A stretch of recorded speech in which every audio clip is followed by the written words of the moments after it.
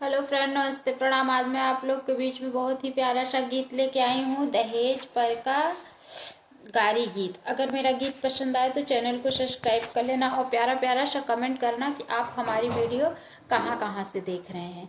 बहुत ही प्यारा सा गीत लेके आए हैं। देर न करते हुए हम चलते हैं अपनी गीत की तरफ। आप लोग गीत का आनंद लीजिए।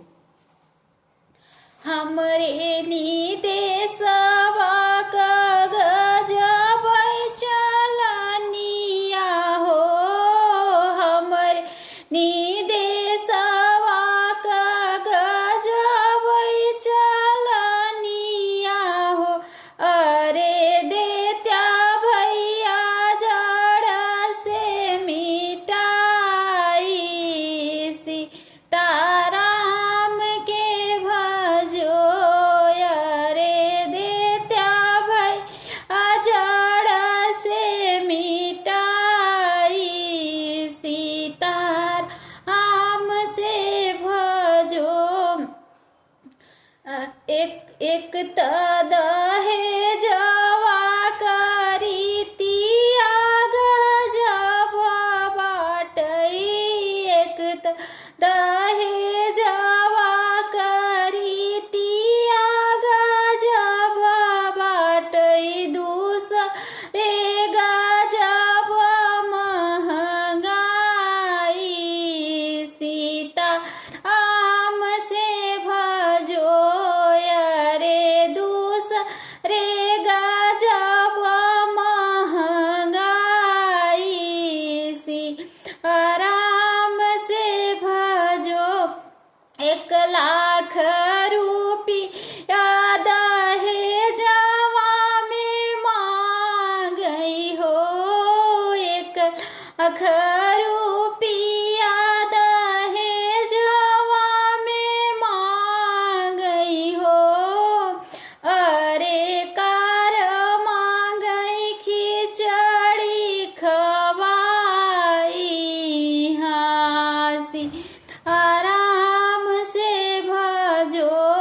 अरे मांगई खिचड़ी खवाई। हाँ जी सी आराम से भजो।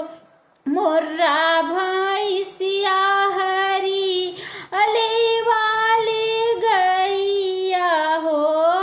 मोर्रा भैंसिया हरी अले वाली गैया। अरे समधि आ गई मड़वा कहिलाई सीताराम से भजो।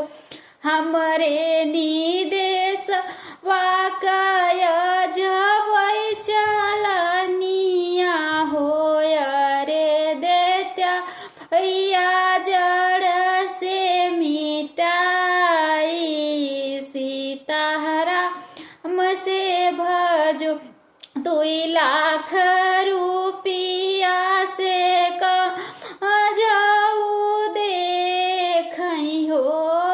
2,00,000 रुपया से कम जाऊ देखई। अरे समधिले मोहवा फूलाई सीताराम से भजो।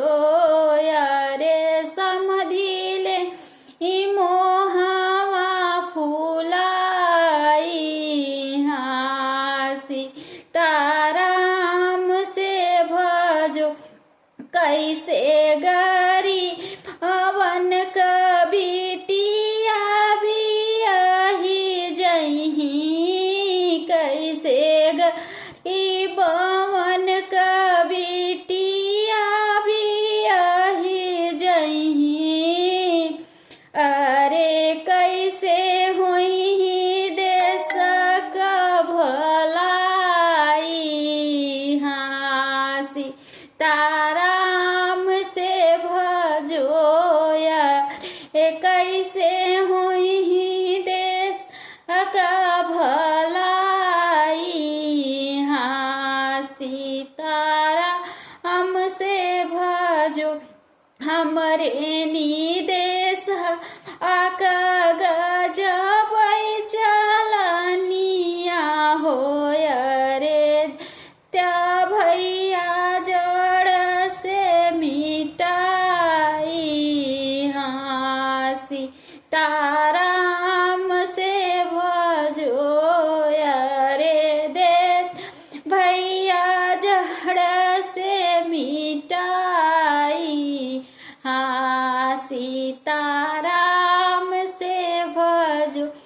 अगर मेरा देश पर का गारी गीत अगर आप लोग को पसंद आएगा तो अपने हाथों से प्यारा प्यारा सा कमेंट जरूर करना।